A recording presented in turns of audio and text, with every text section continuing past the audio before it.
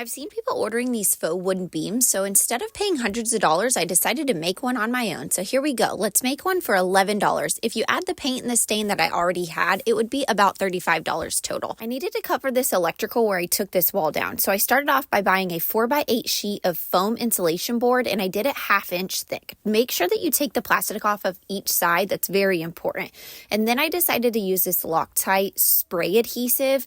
It did okay. The problem is that it stuck to the plastic that I had down, so I decided to go ahead and use liquid nails on it, and that was a better process. So I did that. I put a little bit of weight on top and a spacer in between. That way it just stayed really square. Once it was dry, I came back in with a wood filler, and then I decided to try out drywall mud, and it honestly worked just as well. I don't know if I have a preference, but make sure you sand it all down so everything's smooth.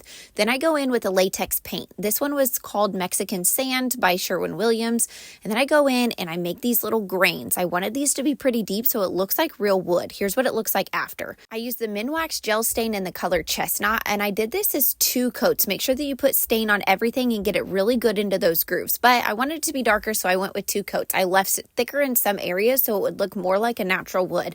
And then I decided to beat it up with a hammer. Other than that, I threw it up there and I pinned it in with my nail gun. This thing was so easy. It weighs probably less than 2 pounds. I love the outcome of it. Make sure that you like and follow for more DIY friendly projects.